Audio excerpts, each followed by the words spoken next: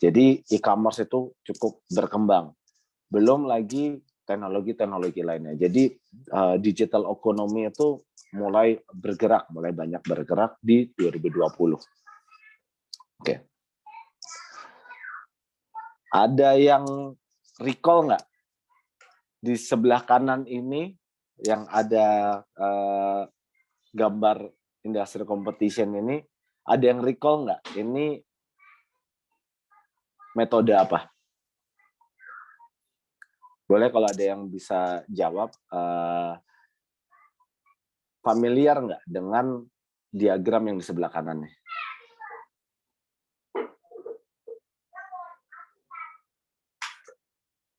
Sorry. Ada? Oke.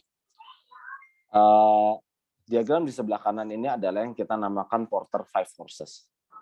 Porter Five Forces ini adalah sebenarnya metodologi yang sudah cukup lama, tapi masih relevan di hari ini. Adalah pada saat kita melakukan analisa terhadap bisnis kita,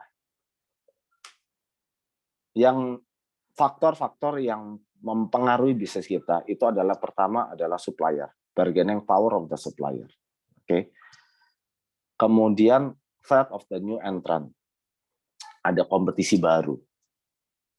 Kalau misalnya dulu kita bilang Gojek gitu, dan muncul Grab, terus muncul lagi kalau nggak salah waktu itu Blue Jack or something like that, yang akhirnya nggak survive. But kompetitor itu akan muncul yang baru.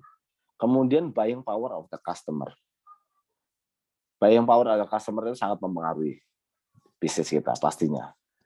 Kemudian selanjutnya ada threat of the substitutes. Balik lagi ke Gojek, threat of the substitutes apa? Ya, Gojek tradisional, konvensional. Dan muncullah keluar ojek-ojek dari yang tradisional itu, yang ojek pangkalan kita bilang, ada threat of substitutes, yaitu Gojek. Mereka menjual dengan cara yang baru. Ya kan? Dengan kita bilangnya barang pengganti ya. Cuman orang kalau misalnya udah pakai Gojek, dia nggak akan pakai ojek pangkalan. Contohnya dia cuma pergi sekali, dia mau pergi dari tempat A ke tempat B. Dia either antara pakai ojek pangkalan atau dia pakai Grab atau Gojek gitu. Jadi ada substitute produk yang keluar di market. Dan itu semuanya memberikan formulasi terhadap industri competition yang kita alami. Ini secara keseluruhan. Tapi yang pasti kita perlu paham di sini, industry disruption itu akan happen anyway, with or without COVID.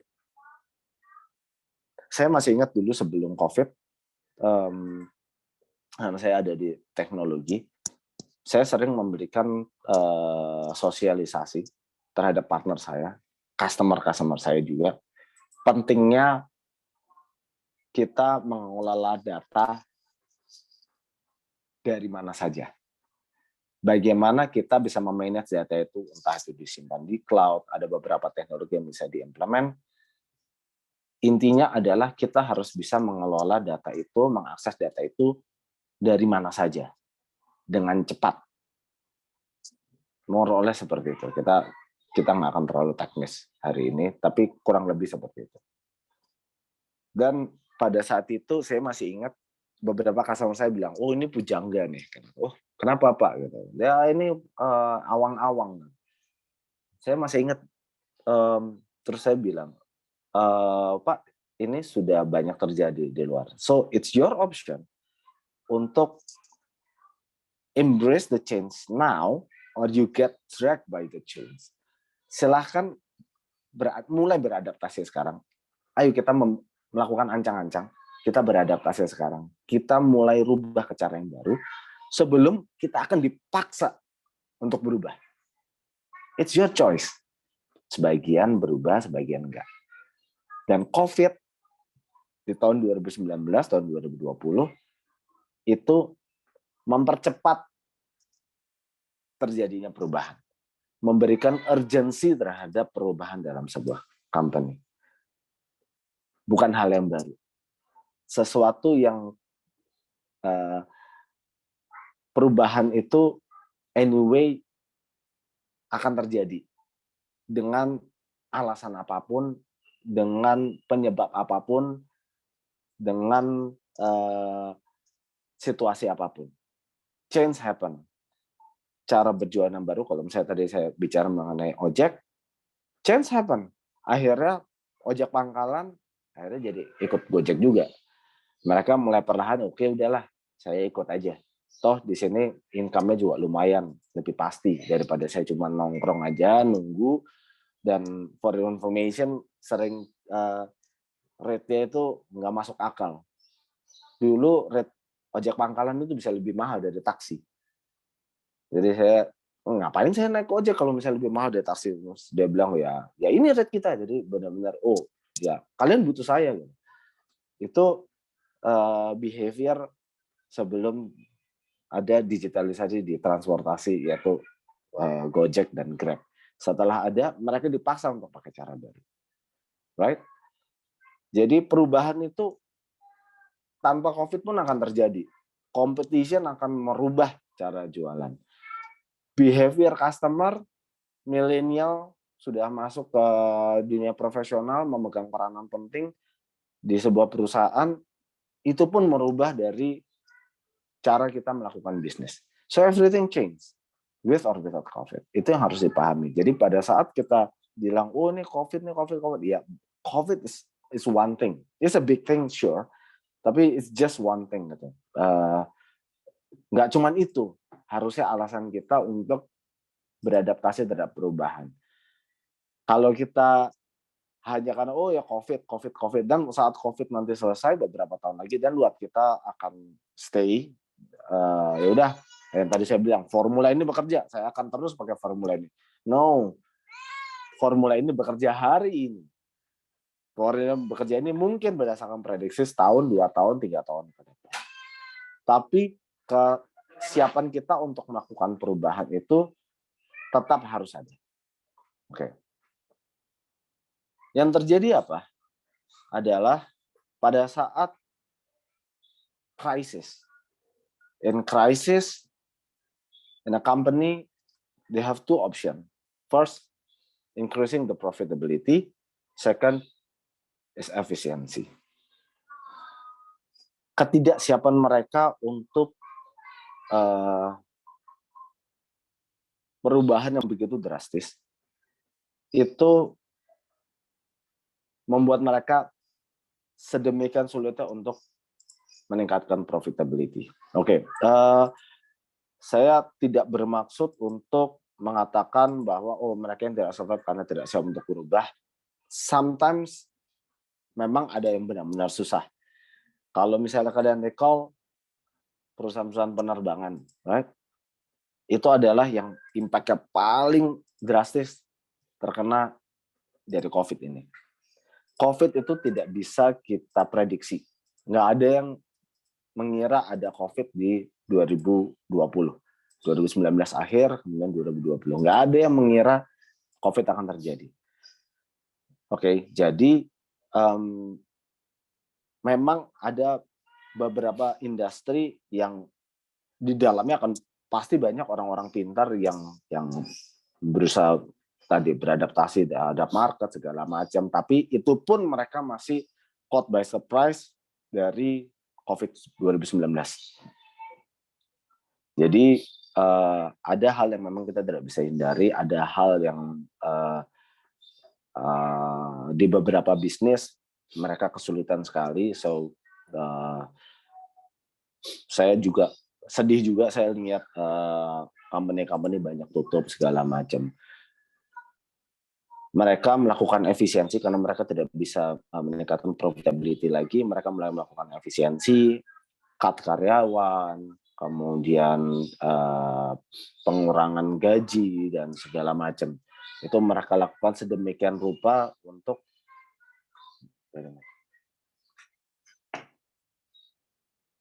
jadi efisiensi itu mereka lakukan dengan sangat terpaksa. Cut segala macam karyawan itu nggak ada company yang menginginkan dia memotong gaji karyawan. Tidak ada company yang menginginkan dia memecat karyawan-karyawannya. That's one thing. Jadi mereka dengan sangat terpaksa melakukan itu. Right? It happens. Seberapapun kita prepare, pasti ada aja gangguan di sana. Oke, next adalah the logic of the fools.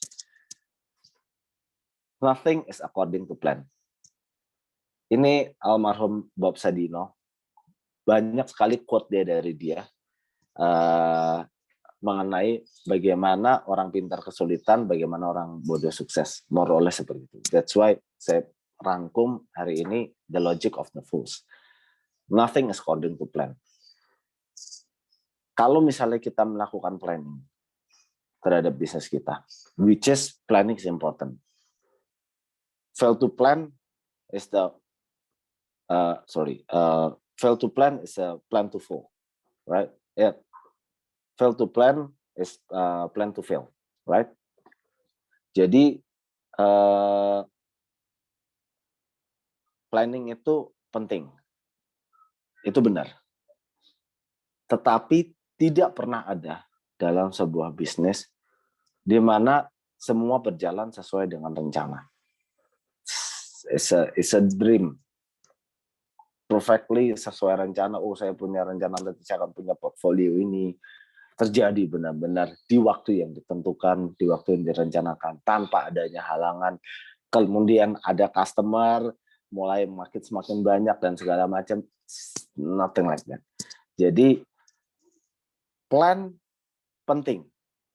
Tetapi kalau kita rigid terhadap plan kita, bahwa kita harus sesuai dengan plan kita, dan itu nggak akan terjadi. Oke. The simplest logic in business adalah demand and supply. That's it.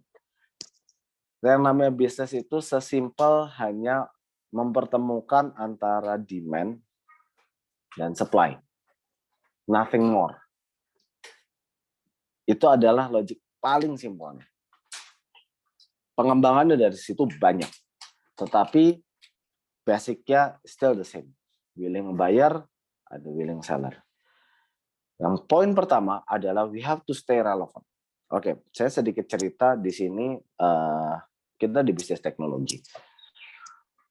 Sebelum pandemi, dulu itu yang namanya bisnis hardware itu on banget. Yang namanya server, name it, the big brand, HP, IBM, ya mereka pemain, Dell, tiga pemain utama, Dell, HP, IBM, itu mereka menguasai pasar. Right? Semua orang, pingin dari company-company mereka ingin mengelola data lebih banyak, kemudian pembelian hardware itu lebih banyak. Dan mereka menikmati profit yang sangat-sangat baik dari situ. Oke. Dan datanglah satu brand yang namanya Huawei. Huawei datang ke Indonesia, mengacaukan market dengan selling price yang jauh di bawah harga pasaran. Maka perusahaan-perusahaan itu mereka struggling. Mereka biasa enjoy good profitability dengan big revenue. Kemudian mereka tergerus dengan Huawei. Huawei datang dengan barang jauh lebih murah. Revenue mereka di banyak industri pindah ke Huawei. Revenue yang tersisa buat mereka pun tidak bisa mereka nikmati dengan good profitability. Akhirnya mereka struggling. Nah, kalau misalnya sebuah company stick to the plan too much, bahwa ya udah memang this is what we do. Kita memang seperti ini company-nya. Dan dia akan ketinggalan, they will no longer be relevant to the market. Barang itu sudah menjadi komoditi. Baik yang kita masih bicara mengenai tadi di teknologi IBM, HP, Dell. Barang itu sudah jadi komoditi semuanya. Nggak ada yang enjoy good profitability. cek toko sebelah itu menjadi momok yang luar biasa buat mereka. Oh, kamu tawarin berapa? Satu komputer ya? Oh, 100 juta. Oh, sorry. Dell kasihnya 80 juta. Oke, oke, oke, oke. Dan kita taruh deh 80 juta. Ya masa kamu sama dia kurang dikit lah. Oke, 70 ya. Dia dari 100 juta ke 70 juta. That's one simple example. Akhirnya kalau mereka terus melakukan itu, profitability mereka tergerus, operasional mereka pun harus dikurangi. Dan bisnis itu akan menjadi sunset. Kenapa? You have no unique value anymore. Semua orang bisa melakukannya, kita akan sangat gampang di-compare, dan pada akhirnya kita tidak akan bisa menopang operasional perusahaan kita, let alone growth. Operasional pun akan struggling pada saat kita bersikeras melakukan bisnis yang sunset, seperti itu. Dan yang paling penting apa? Adalah you have to transform. Ini salah satu contoh baik, IBM. Dia sudah tahu bahwa server akan menjadi komoditi. Dia lepas ke Lenovo. Notebooknya dia lepas ke Lenovo, servernya dia lepas ke Lenovo. Oke lah, silakan kalian main gitu. I will still be an IBM, which is kita adalah expert di teknologi. Dia mulai masuk ke solusi-solusi artificial intelligence, solusi cloud, dan segala macam. Sesuatu yang susah untuk ditiru. Jadi dia mentransform dirinya sendiri. Itu pun mereka masih struggling dengan mereka tidak bisa sebesar dahulu. Tapi cukup buat mereka untuk mereka survive, untuk mereka grab opportunity baru, mereka maintain operasionalnya, mereka melihat ada bisnis opportunity baru di tempat lain atau tidak, itu mereka cukup untuk melakukan itu. Jadi keep adapting itu penting. Yang mereka lakukan adalah, kalau misalnya kalian lihat ini ada plan, do, check, action, itu adalah sistem Jepang. Mereka bikin plan, do, check, action, Kanban system. Lakukan planning, dan do. Lakukan checking, bagaimana impact-nya terhadap itu, dan implement. Dan do it again. Plan lagi, do, check, action, continuous improvement. Right? Itu adalah prinsipnya Jepang. Dan itu adalah good methodology. That's number one. Permasalahannya, kita kalau bicara dengan Jepang, kita sedikit compare. Di Jepang itu, mereka sangat well prepared sekali untuk everything. So, yang pertama adalah mereka kalau misalnya, contoh nih, melakukan penggantian di jalan. Jadi mereka itu, this is a good example, mereka pada saat itu melakukan peremajaan rel untuk kereta. Dan mereka lakukan itu overnight. Peremajaan dengan teknologi baru dan segala macam. Tidak ada jadwal kereta yang terganggu sama sekali. That's very good. Permasalahannya adalah mereka melakukan planning itu selama 8 tahun. Dengan implementasi yang sempurna. Okay. Which is good. And one point that's good. Itu pelayanan publik. Mereka bisa melakukan itu. Tetapi pada saat kita bisnis dengan bunch of competition yang kita punya di market, maka kita sayang sekali tidak punya kebebasan waktu sedemikian rupa.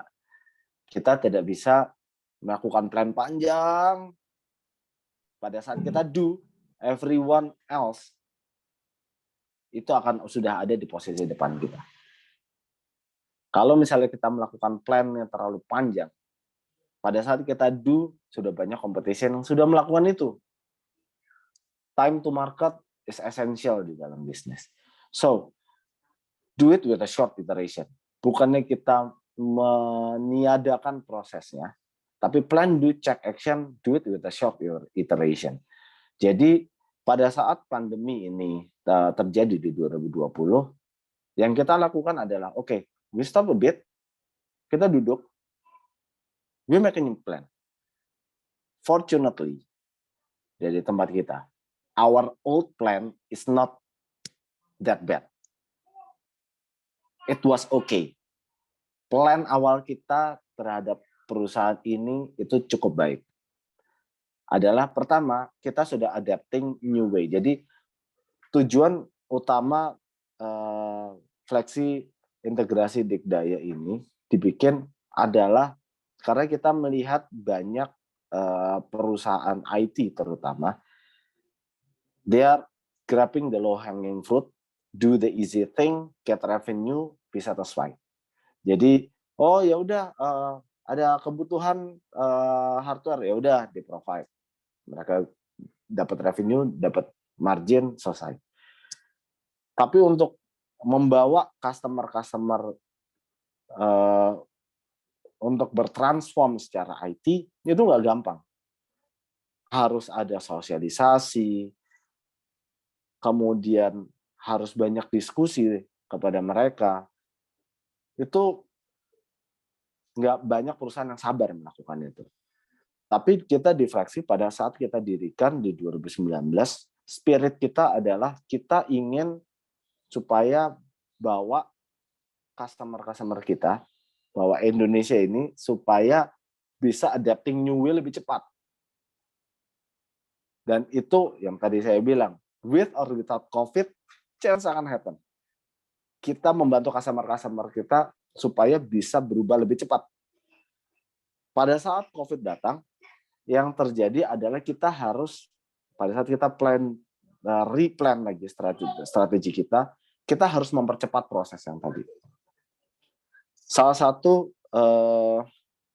diskusi kita pada saat itu adalah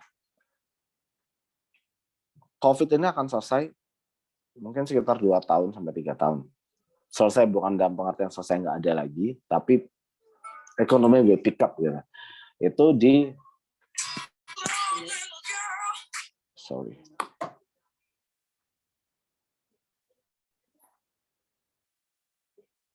Halo?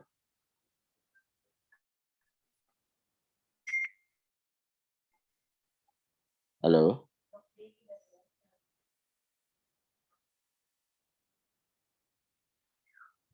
Sorry. Maaf, ada telepon masuk dari tiba-tiba ke iPad. Oke. Masih follow ya? Oke. Yang pembicaraan kita lakukan adalah 2 tahun kita itu akan merasakan COVID ini. Minimal 2 tahun. Jadi, apa ini yang kita harus lakukan? Kalau misalnya kita nanti COVID ini selesai, kita sudah bisa menanggulangi COVID ini, Indonesia bisa keluar dari situ, mulai pick up lagi ekonominya, maka market itu akan berubah. Market itu nggak akan sama lagi. Dia nggak akan, kita tidak akan berjuang dengan cara yang lama. Kita tidak akan berkomunikasi dengan cara yang lama. Everything is new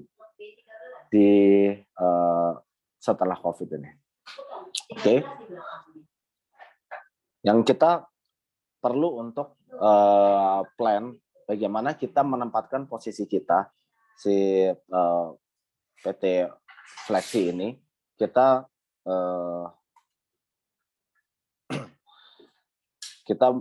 kalau misalnya selesai COVID ini, kita harus bagaimana? Sorry ya, sebentar ya. I got a lot of phone call. Bentar, saya matiin dulu aja.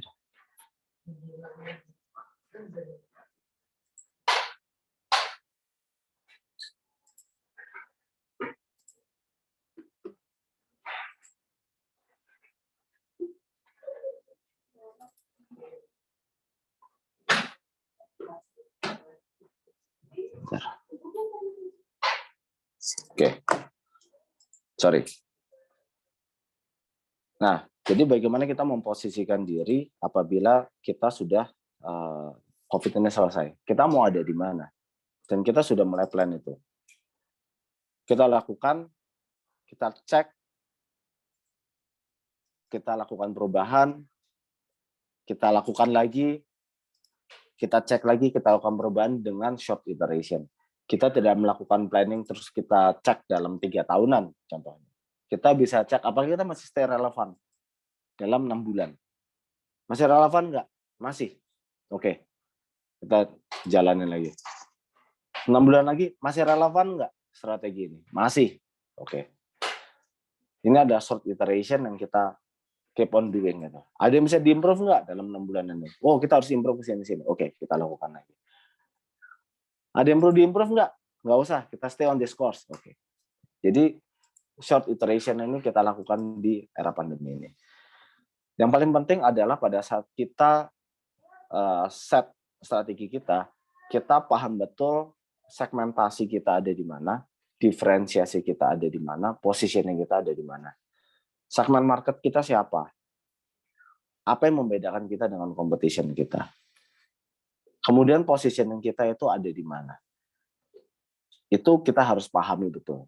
Dan fortunately, strategi ini kita lakukan di awal dan masih cukup relevan, walaupun butuh sedikit perubahan, tapi masih cukup relevan di era COVID ini.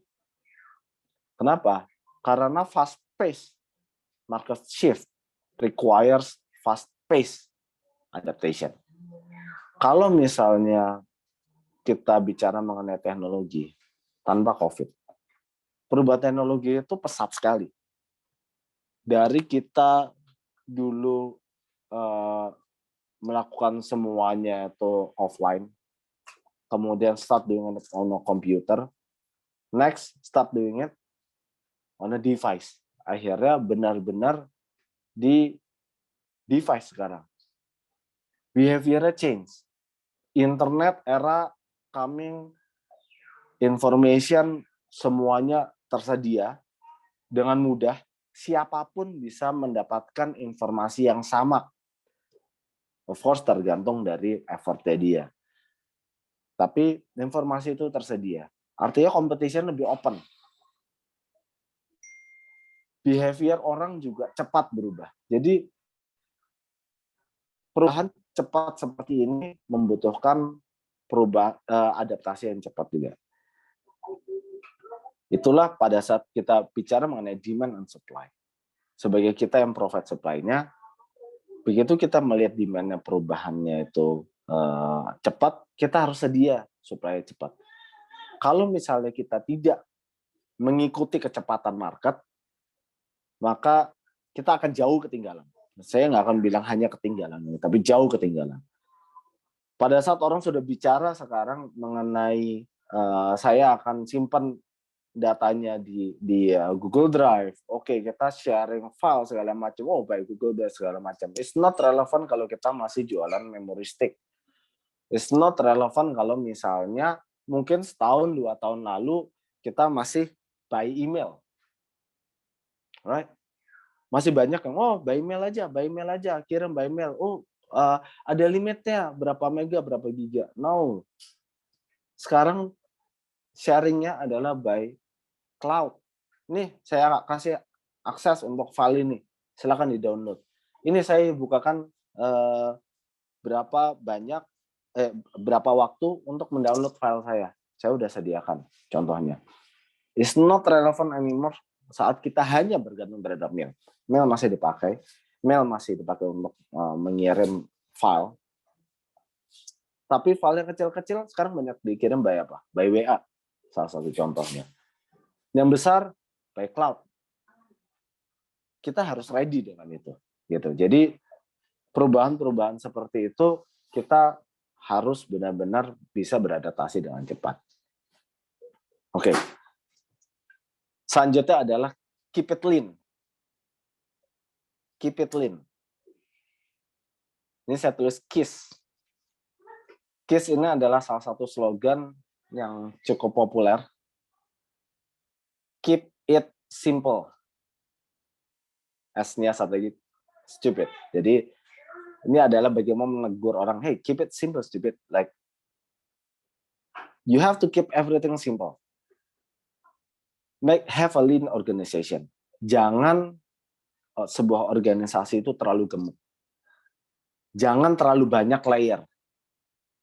Minimize middle management. Di tempat kita membuatnya almost as flat as possible. Maksudnya as flat as possible apa? Bahwa yang namanya staff itu tidak harus menunggu manajernya untuk bisa berbicara dengan direktur. Idea can come from anywhere, from anyone. Kita meminimize layer tersebut untuk mempercepat jalur informasi. Dari staff dia punya idea untuk bisa mengembangkan perusahaan salah satunya atau mengembangkan portfolio baru. Cara dahulu adalah mereka sampaikan ke manajernya, bos, saya punya nih ide ini. Oh gitu ya, udah. Manajernya karena memiliki experience yang lebih akan membantu untuk tweaking. Oh ini silakan ditambahin ini, kurangin ini, nanti kamu presentasi ke saya. Oke. Dan udah gitu presentasi. Oke, bagus. Dia bawa itu ke direktur ya. Oke, kita assume ada satu layer aja. Biasanya ada group head, division head, segala macam untuk yang conventional organization. Jadi kita assume satu aja. Dari manajer, dia akan bawa nih ke direktur. Bos, ini tim saya punya idea seperti ini. Bagus dia bilang timnya. Kalau dia bilang saya punya idea seperti ini, wow dia present, bagus nih. Direkturnya suka, diimplement. Chance satu, direkturnya nggak tahu siapa yang profit ini. Apakah itu manajernya atau anak buahnya? Anak buahnya yang mana? Biasanya yang terjadi adalah manajernya akan mengatakan bahwa itu idenya dia, or at least dia punya andil besar dalam ide itu. Walaupun dia kasih tahu atau tidak siapa yang mencetuskan pertama kali. Tapi perusahaan nggak akan tahu. Mostly nggak akan tahu benar-benar ini itu dari mana. Dia bisa memberikan kredit kepada orang yang salah, nomor satu. Tapi kalau misalnya dia langsung dari staff, saya punya ide seperti ini nih. Dia bisa langsung ngobrol sama direktur. Pertama adalah direktur akan tahu siapa sih yang punya kualitas di sini. Oh, this guy has quality. Dia punya idea, mungkin masih rough karena dia kurang pengalaman. Dari situ bisa, oke, kamu silakan bicara sama ini, mungkin dia akan bisa bantu kamu. Atau dia bisa bantu langsung, secara langsung. Oke, yuk kita bantu yuk, seperti ini. Oke, jadi lean organization itu akan mempermudah proses, mempermudah jalur informasi dari tim, dari staff ke tingkat yang paling tinggi. Dengan jalur informasi yang lebih cepat, eksekusinya lebih cepat. Itu yang paling penting pada akhirnya. Bagaimana itu dieksekusi. Kalau dari penyampaian idenya aja, karena sudah layer-layer bertumpuk-tumpuk dan dia baru sampai ke pemegang keputusan selama let's say sebulan, 2 bulan, dan idea itu tuh sudah 2 bulan umurnya, sudah 2 bulan telat. Tapi kalau misalnya dia bisa secepatnya dia sampaikan dan dilakukan enhancement atau diperbaikan penyempurnaan secepatnya, mungkin dalam waktu minggu idea itu sudah bisa dijalankan. Right?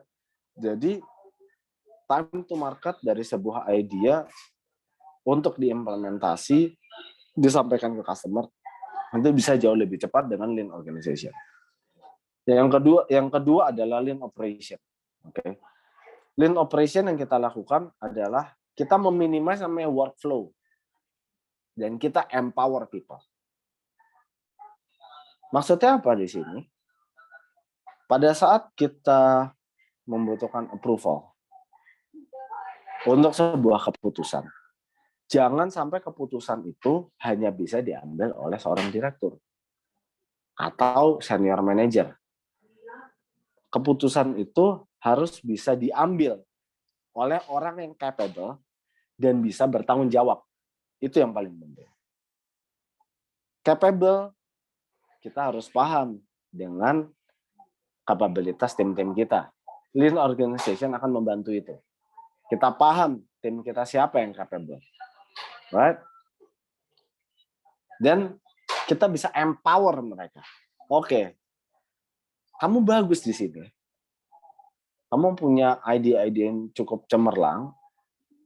Saya rasa kamu punya kemampuan. Yang bisa kita bantu di sini adalah bagaimana kalian bisa memaksimalkan kemampuan tersebut.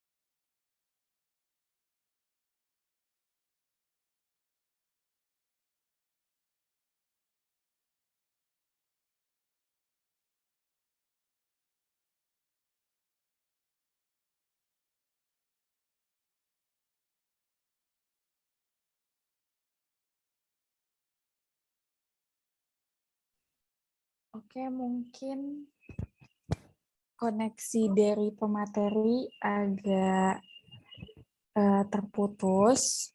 Dari Pak Joko atau Ustadz Zan ada yang ingin disampaikan terlebih dahulu, Pak?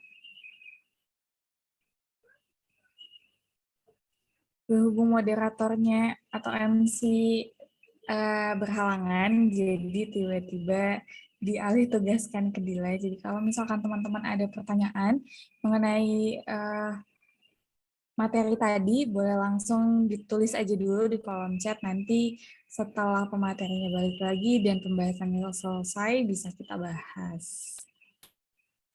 Adik-adik mahasiswa Cek. dilakukan penulisan pertanyaan di kolom chat. Suara Pak Joko kecil, mohon maaf Pak.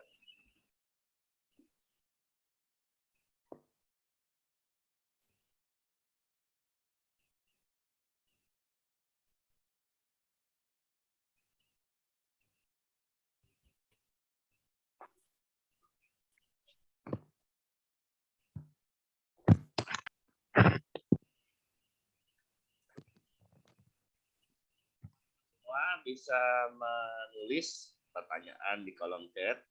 Kita sambil menunggu Bapak Haryadi. Nanti bila mana internetnya sudah terhubung kembali, bisa kita sampaikan pertanyaan dari teman-teman semua. Betul, terima kasih Pak Joko.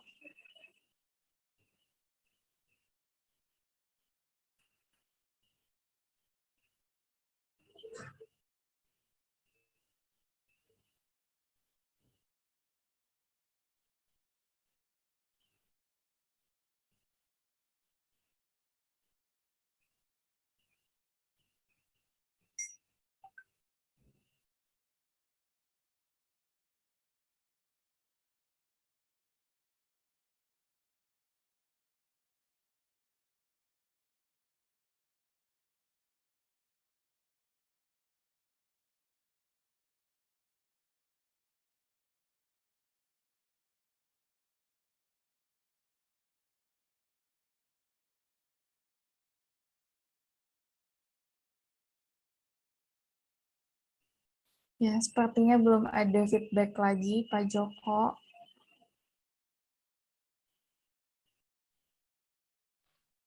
Pak Cakim, apa kabar Pak Cakim? Assalamualaikum. Waalaikumsalam warahmatullahi wabarakatuh. Alhamdulillah sehat baik Pak Joko.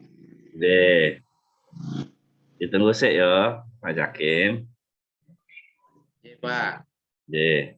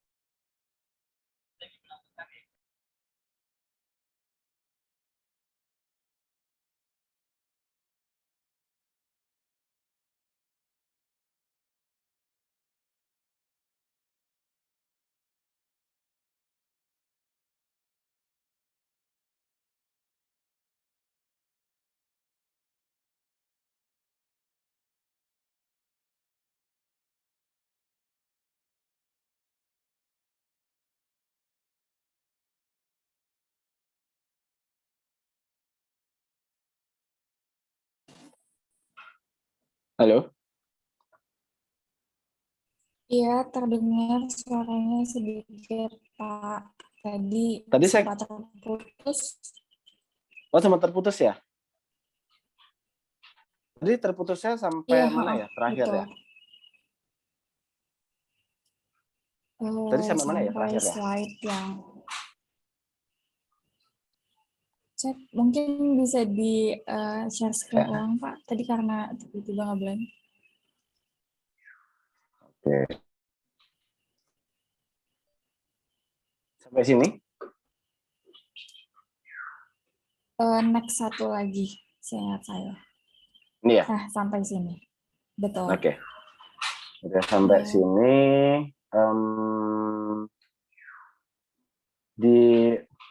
Di poin yang mana ya tadi ya? Di poin pertama, lean organization. Oh, lean organization. Oke. Oke, belum jauh berarti. Oke. Lean organization. Jadi saya nggak tahu nih tadi keputus yang mana. Saya sedikit ulang aja untuk yang lean organization. Jadi lean organization itu di sini kita lakukan adalah kita meminimalisir yang namanya middle management. Kita sedemikian rupa kita berusaha untuk memberikan akses untuk tim kita untuk bisa menyampaikan ide mereka dari staff langsung ke direksi. Supaya apa? Supaya satu kita bisa memahami siapa yang berpotensi di sini. Ide ini dari siapa source-nya? Siapa yang punya capability? Nggak ada meminimalisir sedikit politik lah ya untuk dia sampaikan ke bosnya, biasa take credit dan segala macam. Dengan organization yang lebih lean, make it as flat as possible, kita bisa mendapatkan akses informasi, akses ide lebih cepat dari tim kita, membantu tim kita lebih cepat, sehingga eksekusinya juga lebih cepat. Kalau misalnya hanya untuk menyampaikan ide, dia harus melalui banyak layer. Akhirnya dieksekusi setelah beberapa bulan, maka bisa jadi ide itu sudah usang. It's not fresh from the oven anymore. Yang kita harus lakukan adalah dalam lean organization, kita bisa akses mereka lebih cepat, kita bisa bantu lebih cepat, eksekusi lebih cepat, customer kita bisa ambil benefit lebih cepat. Right? Jadi idenya adalah seperti itu untuk lean organization. Selanjutnya adalah lean operation. Minimize the workflow and empower people. Satu case untuk ini adalah, let's say, kita punya tim yang jalan ke customer. Di customer kita pasti banyak diskusi yang kemudian menjadi PR-PR dari kita untuk kita ambil keputusan. Kita kerjakan atau kita ambil keputusan yes or no, right? Kalau misalnya kita workflow-nya itu panjang, let's say untuk mengambil sebuah keputusan terkait dengan finansial, maka seseorang harus ajukan ke bosnya. Bosnya harus meminta persetujuan dari manajer finance. Manajer finance harus mendapatkan keputusan dari CFO. Begitu CFO sudah oke, dia akan balik ke manajer bisnis tadi. Dia akan naik ke direktur bisnis, line of business-nya. Baru di-approve, direktur bisnis, CFO berbicara, oke, semuanya setuju, yuk implement. Kalau semua keputusan harus dijalankan seperti itu, maka customer yang menyampaikan concern-nya atau memberikan PR buat kita untuk kita kerjakan tadi. Dan dia harus menunggu sekian lama untuk mendapatkan keputusan bagaimana kita akan mengerjakan, ya atau tidak. Itu bahkan sampai approve tadi ya atau tidak. Habis itu baru kita kerjakan. Mereka itu, they cannot wait that long. First thing first adalah mereka juga punya urgensi untuk yang tadi saya bilang, fast pace market shift. Customer kita juga mengalami hal yang sama. Dia harus cepat mengimplementasi inisiatif mereka. Kalau di tempat kitanya lama untuk seperti itu, mereka nggak bisa nunggu. Either antara mereka kena problem, or mereka akan pindah ke tempat lain. Oke, kamu udah aku kasih waktu seminggu dan nggak bisa dapat jawaban, I'm sorry, gue pindahin ke sebelah. Gue akan cari konsultan lain, karena mereka mungkin bisa memberikan solusi dalam waktu yang lebih cepat. So, it's that fast gitu. Pada saat kita tidak bisa memberikan jawaban, dia akan mencari jawaban di tempat lain. Dan customer-nya nggak akan happy. Itu yang paling utama yang kita harus hindari. Customer-nya nggak akan happy. Oke, itu salah satu contoh. Contoh kedua, apabila tim kita yang jalan ke customer, pada saat dia mengambil keputusan, dia harus ngomong ke belakang, dia harus dapat approval. Customer-nya nggak akan percaya lagi sama dia. Dia akan tanya, siapa yang ngambil keputusan? Oh, that's my boss. Dan gue ngomong aja sama bos kalian. Saya ngomong aja sama bos kalian. Ngapain saya ngomong sama kalian? Toh kalian nggak bisa ambil keputusan. Dan kalian punya dream untuk bisnis ini cukup besar. Tapi semua keputusan harus ada di kalian. Atau di certain people in the organization. Selected people. Yang mungkin hanya sedikit. Bisnisnya nggak akan bisa besar. Kenapa?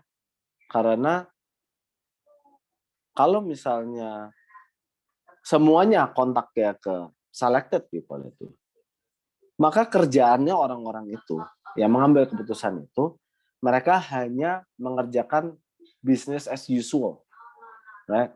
Yang tadi yang saya bilang, oh ini ada keputusan seperti ini ada kebutuhan dari customer kita harus cepat ambil keputusan, ya atau tidak, kita harus ambil keputusan, kita bisa profit atau tidak.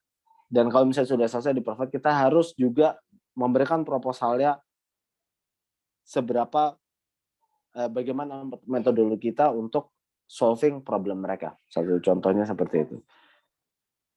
Kalau misalnya hal-hal seperti itu dibebankan ke selected people only, kerja mereka hanya seperti itu. Yang which is adalah business as usual. Memang begitu prosesnya. Dalam bisnis konsultan IT, di tempat kita konsultan IT, nggak ada yang namanya customer minta, kita kasih, cocok, beli. Nggak ada. Itu di toko mungkin ada. Datang, saya mau beli lampu. Ini Pak lampunya, harganya berapa? 5.000. Oke, keluarin 5.000, pulang. Unfortunately, dalam business consulting tidak ada. Yang ada adalah, saya punya masalah nih Pak, tolong dong. Oh gitu. Masalah ya? Masalahnya kayak apa? Gini. Oke, benar ya Pak? Saya akan discuss dengan tim kita akan provide solusinya. Datanglah kita kembali, Pak, untuk permasalahan yang kemarin Bapak mau, solusinya kayak gini. Setuju nggak? Dari solusi yang seperti itu, dia akan pasti nggak akan 100%. Yang ini bisa, yang ini enggak, yang ini sesuai, yang ini enggak, dirubah A, B, C, D, diskusi. Baru kemudian, oh inilah solusi yang kita cari. Baiklah, solusi yang kita cari ini ya, kita mulai nih prosesnya untuk pembelian. Price negosiasi, price submission, negosiasi, panjang prosesnya. Banyak. Kalau misalnya setiap satu customer harus ditangani oleh selected people yang tadi, waktunya akan tersita di situ banyak sekali. Terus apa gunanya punya tim yang ada di depan? Jadi, tim yang ada di depan, dia harus bisa mengambil keputusan. Bisa apa tidak ini dilakukan? Bagaimana cara melakukannya? Solusi seperti itu harus sudah mereka jalankan sendiri. Apabila setelah kita provide framework tertentu, ini ya, pada saat kita empower people, ini ya, frameworknya seperti ini. Silakan kalian berjalan dalam koridor ini. Koridornya cukup lebar. Kalian bisa kreatif di sana. Saya tidak menyediakan rel kereta yang kalian hanya bisa jalan maju. Saya sediakan Anda jalan raya nih. Kamu bisa ke kanan, bisa ke kiri, bisa ngebut, bisa agak pelan. Ini koridornya. Jangan dilanggar koridornya. Kalau kalian butuh keluar dari koridor itu silakan bilang ke saya karena itu berarti complicated situation. Kita akan ambil kita harus ambil keputusan dengan lebih analisa yang lebih detail contohnya. Tapi si orang-orang itu tadi kita empower keputusannya untuk terkait hal-hal tertentu dalam koridor-koridor tertentu, maka proses diskusi dengan customer kita akan berjalan dengan lebih lancar dan lebih cepat. Dan setelah itu mereka tinggal melakukan report. Nih ya, saya ada customer kita ada problem seperti ini, saya sudah bikin solusinya seperti ini. Kamu ada concern nggak? Bos, ada concern nggak? Oh, oke lah. Karena saya tahu capability dia. Oke, silakan jalan. Tapi kalau ada concern, yang ini mungkin lebih baik kamu begini. Coba deh kalian ngomong, mungkin ini ada solusi yang lebih baik. Bisa aja. Ada insight yang kita berikan. Tetapi, in business as usual, dia harus bisa menjalankan sendiri. Dan orang-orang yang ada di top management, apa yang dia lakukan? Yang dia lakukan adalah dia melakukan strategik. Dia harus meluangkan waktunya untuk berpikir what next. They always think what next, bukan what now. What next, what next, what next, what next, what next. Kita tidak bisa menyelam sekaligus snorkeling dalam waktu yang sama. Biarkan mereka menyelam deep dengan customer, paham benar-benar apa yang harus dilakukan, dan kita dalam posisi kita mengantisipasi adanya perubahan dalam helikopter view atau secara scope yang lebih besar. Mereka tidak akan lihat nih bagaimana si orang-orang yang kita terjunkan ke customer kita, mereka tidak perlu melihat bagaimana setelah COVID ini marketnya akan seperti apa sih.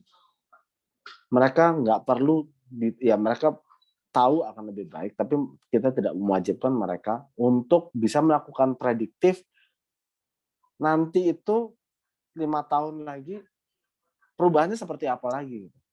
Ya itulah tugas-tugas orang-orang yang kita pilih yang ada di atas tadi. Untuk top management mereka harus punya itu. Alright. Yang terakhir adalah lean product development. Lean product development khususnya untuk yang ketiga ini, sebenarnya kalian bisa cari di buku namanya The Lean Startup by Eric Rice. Dia cukup bahas detail tuh, mengenai Lean Product Development. Intinya adalah pada saat kita melakukan development terhadap sebuah produk atau portfolio baru yang akan kita taruh ke customer kita, tidak perlu menunggu development itu selesai.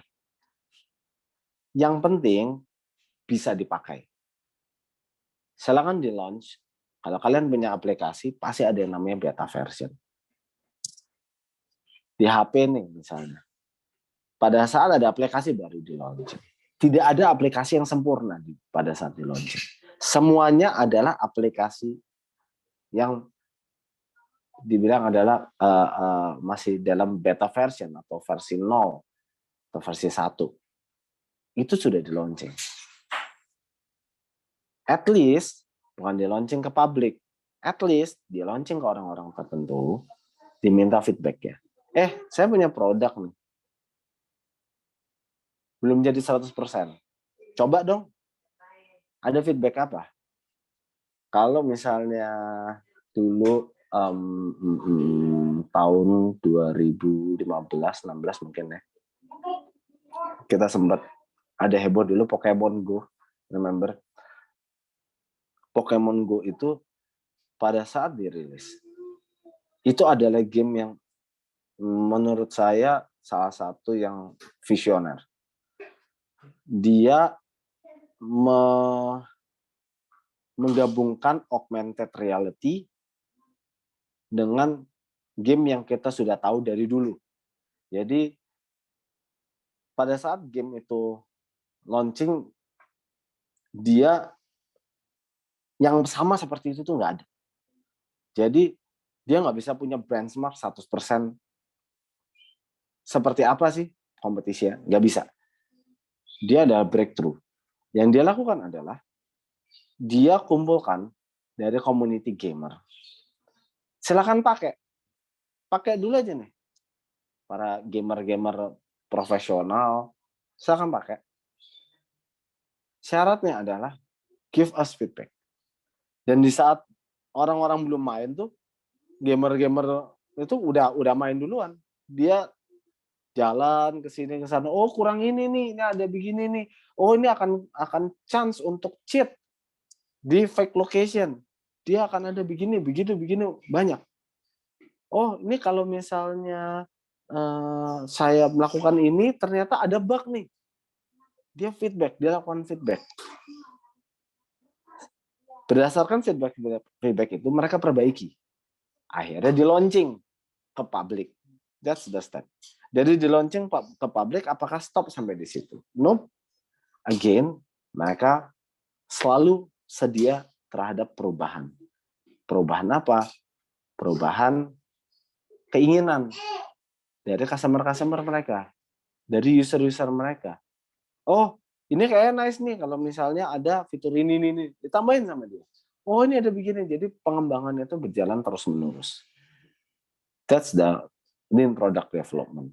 Nah, kalian coba nanti silakan baca aja kalau kalian tertarik mengenai Lean Startup. Kalian baca, ada bukunya, Lean Startup. Dia berbicara, kalau nggak salah, dia bicara mengenai salah satu fitur di MSN Messenger lah ya.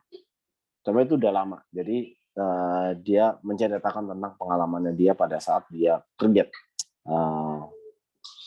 aplikasi itu. Yang unfortunately pada saat dia create itu, dia udah create nih. Udah panjang prosesnya, cost-nya udah banyak keluar, ternyata dia salah. Apabila dia bisa mendeteksi kesalahan itu lebih cepat, maka harusnya dia bisa melakukan redirecting terhadap pengembangan yang tadi. Daripada mundur lagi, mendingan have a checkpoint. Sampai level ini dicek. Oh, ada pengembangan lain? Ada. Silakan dilakukan pengembangan lain. Arahnya masih benar. Oh, ternyata nih nggak bisa kayak gini. Kita harus sedikit kita belokin. Dan do it gitu. Sebelum itu terlambat. Kalau mereka case-nya adalah mereka melakukan pengembangan terhadap chatting daripada mereka awalnya mau bikin chatting engine sendiri awalnya. Cuman daripada untuk bikin chatting sendiri, engine sendiri, ternyata nggak ada yang mau. Mendingan mereka jadi itu add-on. Jadilah mereka add-on.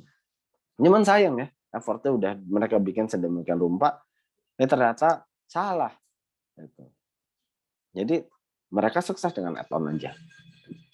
That's still good gitu. Jadi dalam pengembangan produk atau portfolio, nggak harus produk, portfolio atau inisiatif, nggak perlu nunggu selesai 100% sampai harus everyone knows. Have a beta version, launch it, get the feedback, enhance it, get the feedback, enhance it, and the iteration continues. Okay. Next, yang paling penting dari bisnis adalah customer. Treat your customer like you treat your girlfriend, right? Biasanya kalau orang pacaran atau suami istri, apa sih yang mereka lakukan ke pasangannya? They want to give the best, they want to make the other happy, gitu. Mereka nggak menginginkan sesuatu di baliknya. Kita membuat pasangan kita happy, ya just because we have to do that anyway gitu. Jadi ya kita mau melakukan itu tanpa ada imbal balik, that's fine gitu. Ya kita anyway kita memang mau bikin mereka happy, that's all gitu. Kalau pisah kelamaan juga kita ingin ketemu. Kalau dia kesulitan, kita juga berempati. Kita mengalami kesulitan juga. Kita merasa bahwa itu kesulitan kita juga. Gitu. So, have sincerity terhadap customer kalian.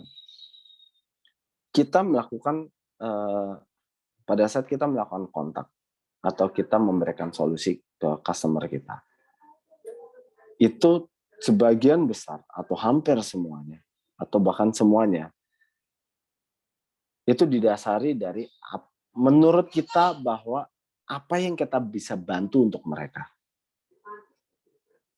Sometimes customer kita meminta hal-hal konyol. Unfortunately, kita kadang-kadang kita banyak deal sama government juga. Mereka meminta hal konyol. Kita mau begini gitu. Bos, seriously, itu so yesterday gitu. Lu mau kayak gitu. Yakin ini nggak akan kepake loh. Itu yang kita harus sampaikan. Ini nggak akan kepake. Lu yakin mau pakai ini, mau ke arah sana. Ini akan ditinggalin yang kayak gini. Yakin kalian? Oh gitu ya. Coba deh. Ide kalian kayak gimana? Oh ide kami kayak gini nih. Kita kasih. Tak.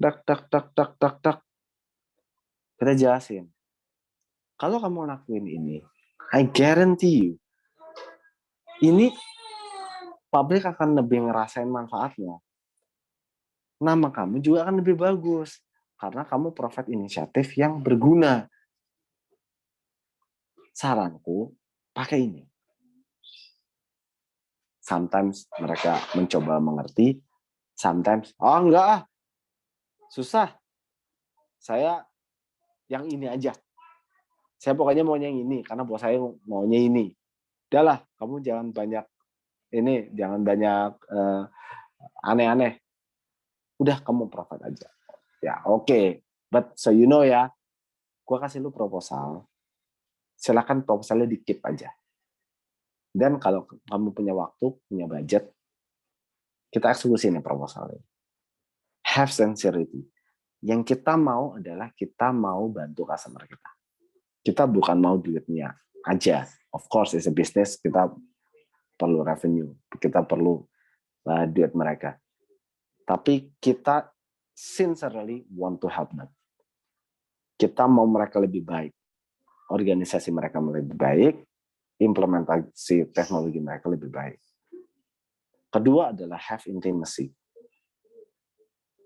Yang sangat menyelamatkan kita di pandemi adalah intimasi kita terhadap customer kita. Di saat tidak ada project eksekusi sama sekali, jangan pernah menghilang dari customer. Terutama dalam B2B.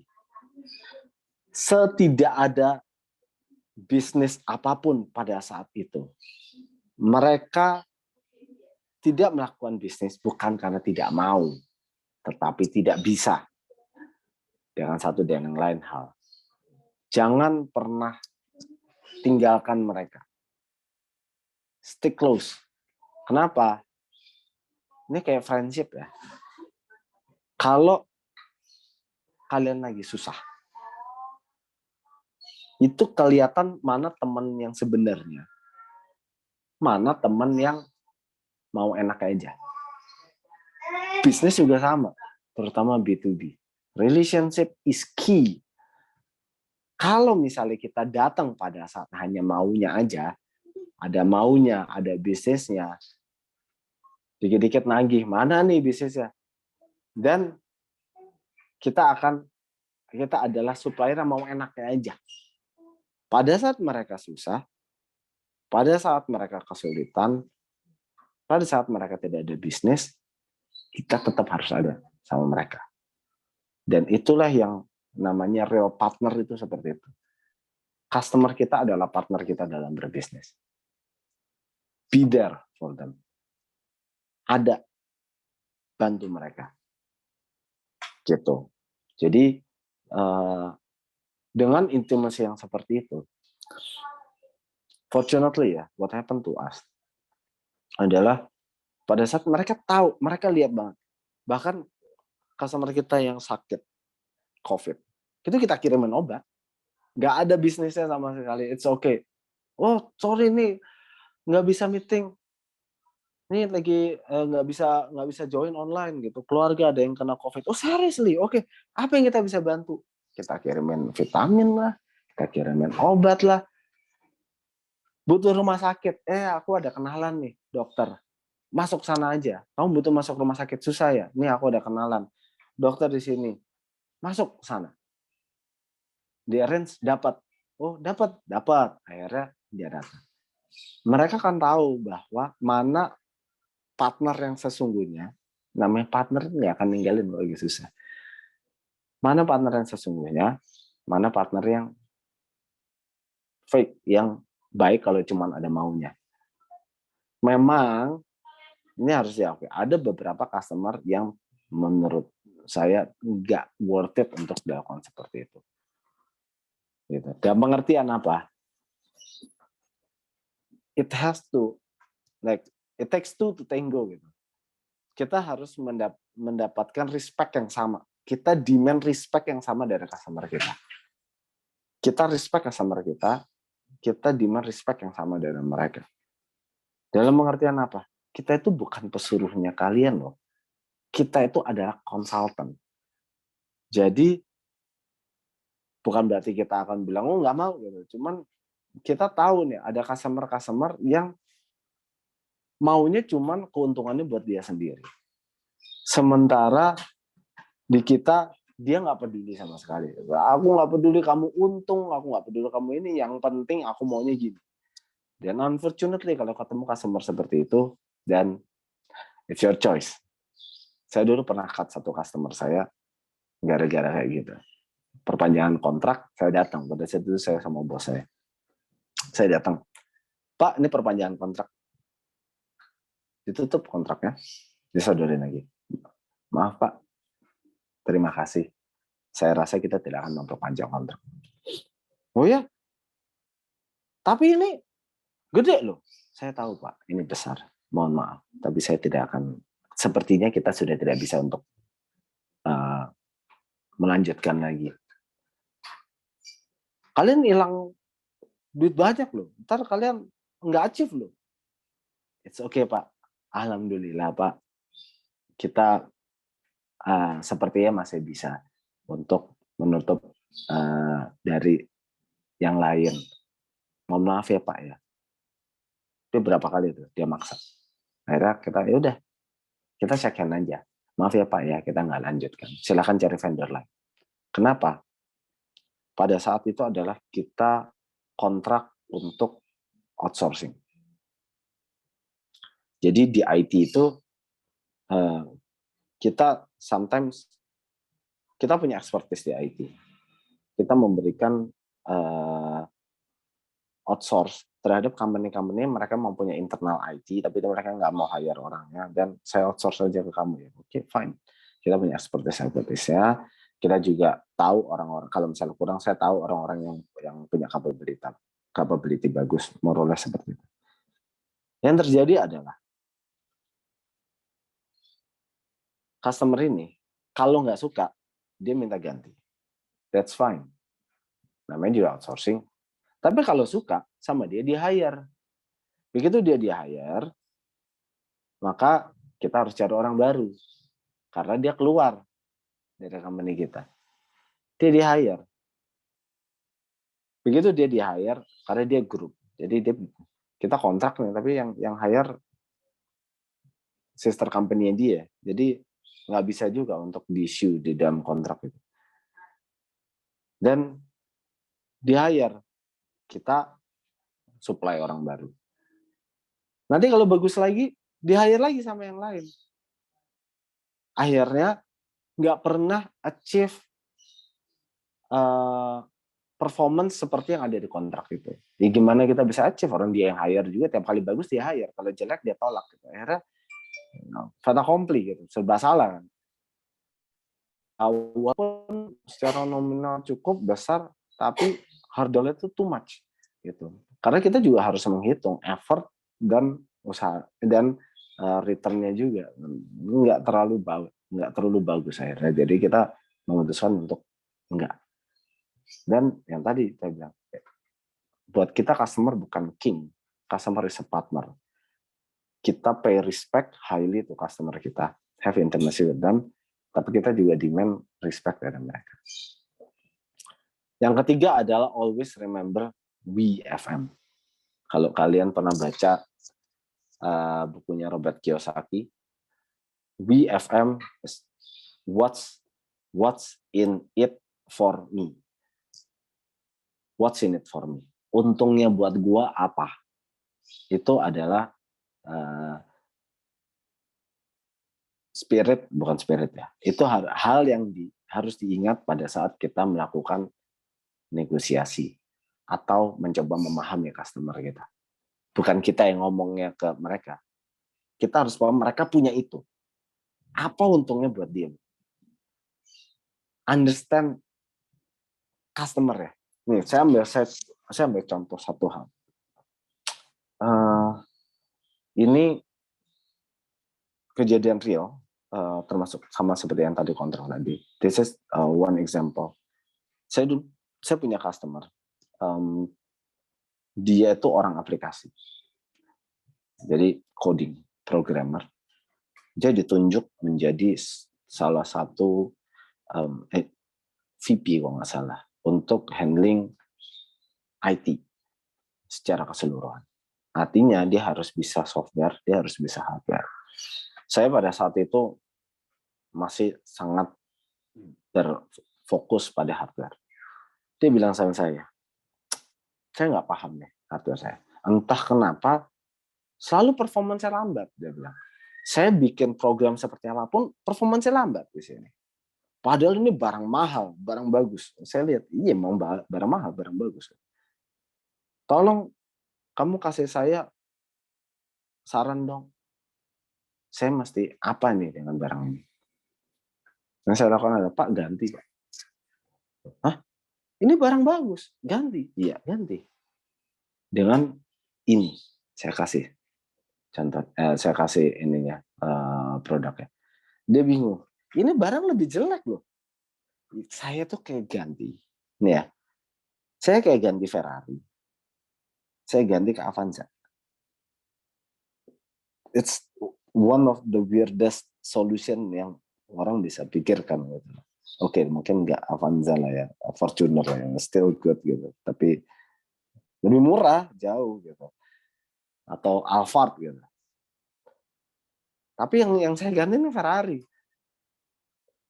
Jadi yang dia tanya adalah, ini dia sampai waktu itu ragu berapa lama.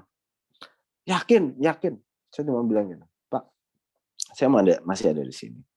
Saya guarantee on my own name, saya bilang, ini akan bisa berhasil jauh lebih baik dari yang Bapak punya sekarang.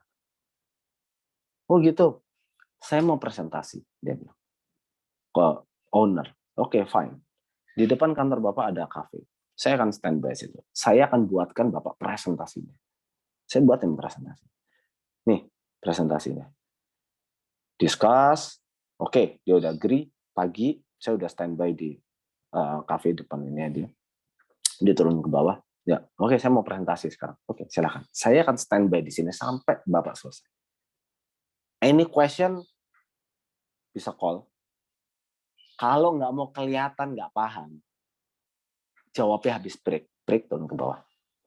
Oke, dia presentasi. Nggak ada call. Break turun ke bawah. Gimana Pak presentasinya? Oh ya, saya ditanya ini. Oh, jawab ini Pak. Didikte. Oke, dia naik lagi. Habis itu udah setengah hari dia turun. Siang, makan siang dia turun. Diterima proposalnya. Terus gimana? Oke. Kamu yakin ya? Bekerja. Oke. Kamu naik ke atas sekarang. Hah? Buat apa? Nego harga detik ini juga. Kamu naik, kita deal sekarang. Nggak ada tuh yang namanya masuk ke purchasing apa segala macam. Dia present ke owner. Saya naik ke atas. Saya masih umur 24. Saya umur 24 tahun pada saat itu. Saya presentasi depan salah satu grup umur 50-60 tahunan. Nah, saya negosiasi di situ. Empower people. Saya di empower di sana. Saya bisa deal. Oke, deal. Angkanya sekian. Sign. Beli. Saat itu juga. Deliver sampai 4-5 tahun kemudian saya baru ketemu, ya saya waktu itu pindah segala macam, pindah pekerjaan dan kita nggak ada bisnis bareng, cuma saya masih kontak-kontakan. 4-5 tahun kemudian dia datang, dia pindah kantornya satu gedung sama kantor baru saya. Ketemu di bawah, dia cuma bilang, kamu masuk dong ke yang perusahaan yang saya sekarang itu. Kenapa? Saya punya 2 orang yang saya percaya. Kamu sama 1 orang lagi. Selama kamu yang provide, saya tahu saya aman. Kenapa, Pak? Yang kamu provide 5-6 tahun lalu itu, dengan harga Avanza, compare sama Ferrari yang tadi. Ternyata punya kamu nggak ada masalah selama 5 tahun. Jadi, nama saya luar biasa di sana. Gila nih orang bisa ganti Ferrari jadi Avanza jauh lebih murah, efisiensi, performanya jauh lebih bagus. Intimacy ada, sincerity ada, paham dia butuhnya apa ada. Dia butuh nama. Kenapa? Karena dia baru naik jadi VP pada saat itu. Memegang semuanya. Dia butuh membuktikan bahwa dia paham. Disitulah saya bilang, I make you good. Jangan telepon kalau urgent boleh, jangan telepon pagi prestasi. Turun aja di break. Jadi kelihatan dia paham. Oh ya Pak, nanti saya jawab habis break ya. Kalau ada beberapa saya masih cek. Oke. Dia turun, dia tanya. Gitu. So, make them successful. Kalau kita take care of your stakeholders, saya bicara di sini stakeholders, enggak cuma customer, tapi juga partner, supplier kita. Kita take care of shareholder, they will take care of you. Customer kita take care, dia akan beli. Partner kita take care, dia akan banyak kerja sama kita. Supplier kita take care, mereka juga akan mempermudah kita juga. Term of payment, or whatever. Take care of them. Pada saat pandemi khususnya, Fortunately mereka banyak take care kita juga. Jadi ada term of payment dipermudah, ada partner kita bilang yuk kita kerjasama yuk gini. Ada customer kita juga ada. So that's important. Oke. Nah, luck is what happens when preparation meets opportunity. Satu hal yang kita nggak boleh lupa, rezeki itu udah ada porsinya. Rezeki nggak akan salah kamar. Itu yang paham dulu. Ikhtiar kita adalah kita melakukan preparation sebanyak-banyaknya. Ikhtiar kita, usaha kita adalah kita memprediksi sebaik-baiknya. Mempersiapkan sebanyak-banyaknya. Sehingga pada saat opportunity datang, kita siap. Opportunity, kalau dia bilang kesempatan kedua nggak datang, oke. Kesempatan langka tidak akan datang kedua. That's true. Tapi kesempatan banyak datang, mata kita yang nggak bisa identify. Pada saat opportunity ada, let's say, pada saat COVID, opportunity-nya misalnya bikin klinik buat PCR. Tapi kita nggak tahu caranya bikin klinik, ya itu bukan opportunity buat kita. Opportunity ada, cuman kita nggak bisa bilang itu ada opportunity sekarang orang kita nggak paham. Tapi ada, somewhere ada. Kita aja yang nggak paham. Kita aja yang nggak ngerti. Jadi pada saat kita perkaya diri kita dengan knowledge, kita perkaya diri kita, tadi di awalnya saya bicara mengenai bagaimana analisa datanya, that's knowledge. Kita melakukan persiapan. Pertama tadi apa? Kalau misalnya persiapannya adalah kita benar-benar paham di mana seperti apa, kita menyesuaikan dengan cepat, fleksibel. That's why nama perusahaan kita Flexi. Itu dari kata fleksibel. Kita fleksibel bisa menyesuaikan dengan demand. Kemudian kita keep it simple sehingga proses kita segitu simpelnya kita bisa bergerak dengan lincah. Dan kita care dengan customer kita. Pada saat 3 itu kita penuhi, opportunity datang kita siap. Ini adalah, oke, tinggal dikit lagi ya. Ini adalah inisiatif di IT yang sudah lama disosialisasikan, digital transformation. Oke. Yang transform pada saat digital itu bukan teknologi, itu behavior.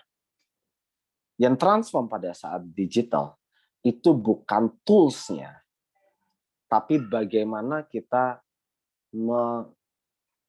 bersikap, bagaimana kita beradaptasi dengan lingkungan baru, dengan situasi baru.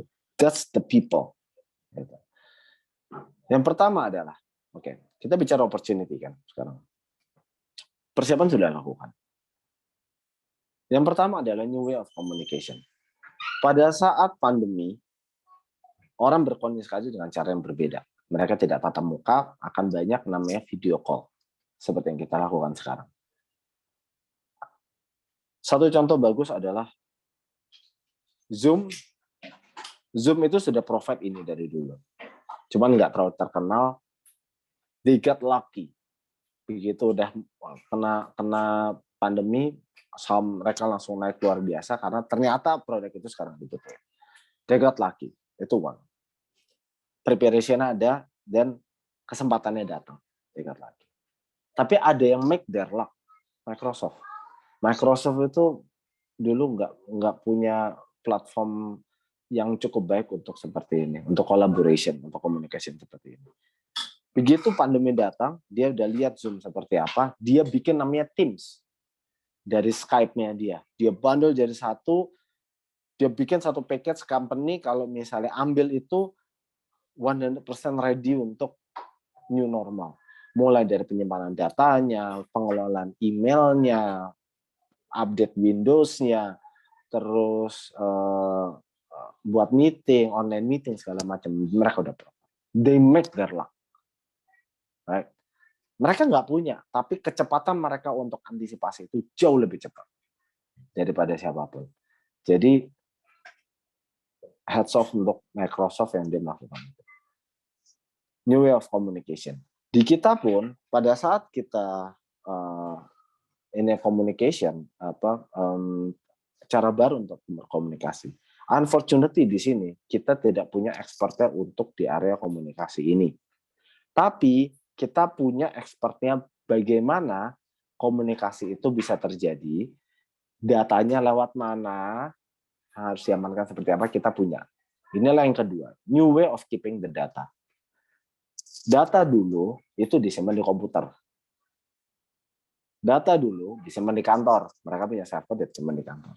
Data sekarang itu disimpan di cloud. Atau disimpan di kantor, tapi bisa diakses dari mana aja. Atau mereka menyimpan data supaya bisa diakses oleh aplikasi apapun. Contohnya kayak, ini agak teknis ya. Saya agak menghindari teknis sedikit. Bagaimana apabila dia memiliki service baru, let's say kayak bank, dia punya digital banking segala macam. Dia bisa langsung mengeksekusi itu dengan mengambil data lama mereka tanpa perlu proses yang panjang. That's new way of keeping the data. Jadi mereka bisa punya service baru dengan cepat. Opportunity selanjutnya yang kita temukan adalah new threat of the data security. Pada saat semua orang bisa mengakses apapun dari manapun, security threat itu melebar. Right? Behavior orang jadi open. Mereka akses dari kafe, mereka akses dari rumah-rumah, one thing lah, nggak apa-apa. Mereka akses dari kafe. Yang which is Wi-Fi cafe itu bisa ngambil data dari device kita. Pak, passwordnya apa? Connect dong. Begitu kita connect, data yang ada di HP kita, yang ada di device-device yang connect itu bisa diambil sama mereka. So, kita ada threat untuk security itu yang menjadi opportunity buat kita. Bagaimana kita memberikan sosialisasi, bagaimana kita memberikan tools yang lebih baik untuk bisa menjaga security mereka. Yang keempat adalah bisnis prosesnya. Bisnis prosesnya berubah semua. Yang dari tadi banyak approval, pada saat sudah WFH, di pandemi, orang mau fat organization itu susah. Fat proses itu udah susah. Long proses, sekalipun mereka maunya seperti itu, mereka mau nggak mau harus mempersimpel. Kalau misalnya approval dilakukan di kantor, dia datang ke meja A, tanda tangan, ke meja B, tanda tangan, C, D, E, F, G, tanda tangan, dah jadi. Mereka bisa lakukan sehari. Nah ini lagi work from home. Orangnya lagi meeting. Selesai meeting, masih meeting lagi. Oke. Udah selesai, Pak tolong dong di approve. Oh iya saya lihat dulu ya. Nggak bisa dijelasin langsung kan. Saya lihat dulu dibaca sehari. Tadi saya baru A, B, C, D, E, F, G. 8 hari. Gitu. Lihat. 8 hari ya. 7, 8, 1 minggu. 1 minggu lama sekali. Akhirnya mereka harus mempersempit. Di situ ada opportunity-nya. Dan di situ kita ready salah satunya. Itu hasil dari plan yang tadi. Oh kita tahu nih bakal seperti ini. Yuk kita prepare. Ada. New wave of doing transaction. Sekarang itu kita nggak ada yang namanya pembayaran cash. Sekarang semua payment gateway, mau pakai card, mau pakai HP, mau pakai apapun gitu, semua itu digital, transaksinya baru. Itu juga kita prepare. Ini saya baru berapa lama lalu, kita dibilang, tolong dong bikinin kita satu sistem di mana kita bisa kontak sama user kita. User kita bisa tahu availability portfolio kita apa aja. Dan dia bisa melakukan transaksi di sana. Oh, ya, doable, possible. Itu ada salah satu opportunity karena kita ready. Bayangkan kalau kita masih sebelum pandemi, anggap aja perusahaan konvensional, masih modelnya toko. Saya punya, Bapak butuh apa saya kasih, Bapak beli, selesai. Sekarang nggak akan lagu lagi yang kayak gitu. Everyone in terms of teknologi atau IT, mereka datang with a problem. Mereka tidak datang dengan requirement. Mereka tidak datang bilang saya mau barang A, B, C, D, E. No. Mereka datang, ini saya punya problem, saya mesti ngapain nih? That's how they approach. Gitu. So 2 jam pas. Thank you. Materi saya sampai sini aja. Mungkin saya kembalikan lagi ke moderator. Luar biasa, terima kasih Bapak Haryadi. Boleh teman-teman kasih reaction-nya atau tepuk tangan karena materi yang disampaikan sangat daging. Terima kasih banyak Bapak. Mungkin teman-teman kalau misalkan ada yang mau bertanya lebih lanjut atau diskusi, boleh tulis di kolom chat. Dan mungkin Bapak Haryadi juga boleh memberikan kontak Instagram atau apa supaya kita tetap network-nya terbuka dan connecting terus nih sama Bapak. Mungkin satu pertanyaan dari saya, Pak. Gimana caranya waktu Bapak membuat bisnis maupun di bidang profesional, ada nggak sih kesalahan yang waktu itu terjadi supaya tidak terulang oleh kita gitu? Apa pelajaran dari kesalahan tersebut supaya nantinya kita tidak mengulangi kesalahan tersebut? Seperti itu. Oke. First thing first adalah yang namanya kesalahan itu pasti ada, semua orang ada. Kalau di tempat kita justru kita encourage orang melakukan salah. Ini metode kita adalah orang kalau takut salah biasanya nggak melangkah. Jadi kita encourage tim kita buat salah. Tapi kita akan appreciate orang yang salah dan menemukan solusinya. Kalau salah nggak bisa menemukan solusinya, dibantu. Tapi kalau orang nggak pernah bikin salah sama sekali, kalau buat kita, kamu ngapain aja? Kok nggak ada apa-apa? Apa benar-benar dia hanya ngelihat apa yang ada di depan mata dia kerjain aja? Berarti kreativitinya nggak ada. Oke, itu satu kesalahan wajar. Kedua adalah kesalahan yang saya lakukan pada saat ini bisnis ini terjadi. Oke, pertama adalah pada saat early pandemic. Terutama kita lagi bahas mengenai pandemi kayak gini. Yang paling susah itu adalah melakukan kontrol. Paling susah adalah melakukan kontrol. Kontrol seperti apa? Sistem kita pada saat itu, karena kita bukan perusahaan besar, sistem kita itu tidak ready untuk bisa melakukan kontrol orang-orang di rumah mereka, apakah mereka benar-benar melakukan pekerjaan mereka atau tidak. Itu problem hampir semua company seperti itu. Pada saat orang di rumah nggak tahu mereka ngurusin anak atau mereka kerja atau mereka tidur siang. Mereka nyalain meeting, terus di silent, nggak ada videonya, terus mereka tidur siang, nggak ada yang tahu. Apakah mereka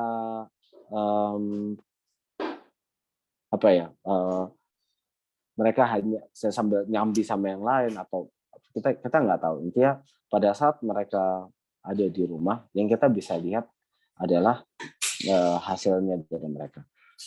Dan sometimes mereka melakukan toleransi terhadap keterlambatan. Jadi, oh ya sorry nih nggak bisa, jadi delay. Banyak kemarin pada saat di awal itu terjadi delay. Delay yang harusnya selesai biasanya seminggu, oh ini karena lagi susah orang itu menjadi 2 minggu. Itu kelihatan sekali. Gitu. Yang pertama adalah yang mesti kita tahu adalah responsibility dari kita sendiri. This is my best advice adalah have self control. Jadi kontrol pertama dari diri sendiri. Nggak perlu nunggu orang lain buat kontrol kita, ngecek kita ngapain. Have responsibility bahwa kita itu bertanggung jawab untuk waktu kita sendiri. Waktu kita pakai buat leyeh-leyeh yang harusnya bekerja, waktu itu nggak berhenti. Kita membuang waktu kita sendiri sebenarnya. Kita merugikan orang lain, yes. Ada orang bilang, oh ya, tapi buat kita rugi apa? ada aja yang tetap berpikir. Cuman pertama adalah dia ngerugiin orang lain yang pasti, wasting other people's time. Kedua adalah dia ngerugiin diri sendiri. Kenapa? Karena waktunya dia yang dia boros-borosin. Kita nggak tahu kan kita punya waktu seberapa banyak. Ini yang selalu saya sampaikan ke tim saya waktu saya jadi profesional atau di perusahaan. Kita itu resource yang tidak pernah bisa diganti itu adalah waktu. Jadi berapa banyak kita bilang I need more time. Tapi pada saat kita punya waktu, kita sia-siain. Dan kita harus punya kontrol itu dulu. Kalau udah kita punya kontrol itu di diri kita sendiri, dengan atau tanpa orang melihat, kita akan tetap perform. Kita akan tetap giving our best dalam situasi apapun. Itu problem yang mungkin sulit untuk dikontrol di orang, tapi start dari kontrol diri sendiri. Dan itu akan jadi contoh kalau misalnya di tempat saya pada saat itu akan jadi contoh buat yang lain. Kenapa? Karena everything through me lancar kok. Kok kalian nggak bisa sih? Oh ini dengan segala ini oke. Saya kasih 10% allowance lah. Dengan kesudahan saya juga tahu. Dan please jangan 2 kali lipat lah. Masih bisa sehari jadi 2 kali lipat. Ya, jadi sehari ya at least besok pagi lah saya udah terima. Kamu bisa kerjaan malam-malam atau whatsoever. Dan yang kayak gitu-gitu itu harus kita waspadai. Jadi have a good connection dengan orang sekeliling kita and make a good influence buat mereka. Kalau buat saya sih itu. Jadi kalau udah kita giving good influence buat mereka, secara nggak langsung kita, kalau misalnya kan dibilang kita get surrounded by positive people. Tapi you can only get surrounded by positive people, you stay positive yourself gitu. Jadi good influence dan mereka akan berikan good influence juga buat kita. Gitu. Baik, terima kasih Bapak Haryadi. Semoga kita semua bisa mengambil kesempatan yang ada, opportunities banyak banget di luar sana. Sebelum mengakhiri sesi ini, mungkin kita bisa sesi dokumentasi dulu ya Pak Joko. Sebagai kenang-kenangan, boleh juga Bapak Haryadi kalau mau mencantumkan sosial media, biar nanti kita bisa ikuti, atau LinkedIn mungkin, supaya bisa terconnecting terus. Oke, kita foto dulu ya Pak ya. 1, 2, 3. Oke, terima kasih banyak. Karena waktunya singkat, mungkin pertemuan kali ini sampai di sini saja. Mungkin ada yang disampaikan dari Pak Joko maupun Ustadz Zain. Baik, terima kasih Mbak Raisa. Terima kasih Pak Haryadi. Ilmunya benar-benar luar biasa. Kita bacakan Al-Fatihah. Semoga menjadi amal ibadah bagi Pak Haryadi dan juga pahala yang terus mengalir bagi Pak Haryadi dan keluarga, serta bagi kita, insya Allah bisa kita implementasikan bersama di kehidupan sehari-hari. Dan untuk adik-adik, buat bekal kalian pada saat kalian menjadi profesional ataupun entrepreneur. Mari kita baca Al-Fatihah. Al-Fatihah.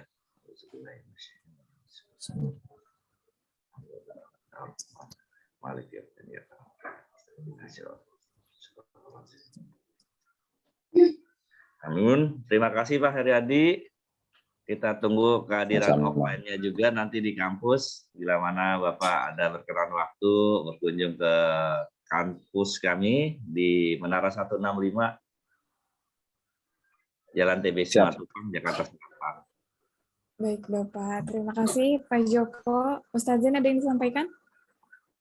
Saya mengucapkan terima kasih kepada Bang Adi ya. Luar biasa pemaparannya. Semoga teman-teman bisa dapat insight dari beliau dan semoga apa yang disampaikan membawa manfaat untuk kita semua ya. Terima kasih Pak Bang Adi atas sharingnya. Baik, sama-sama. terima kasih Ustadz Zain.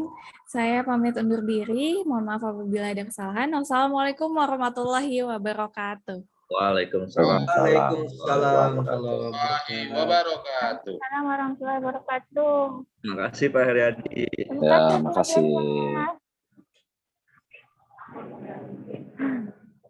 In live ya. Iya Pak. Kak Cakim, Masya Allah. Ya, siap Pak Ustadz. Waduh. Ambil titir ya, enggak?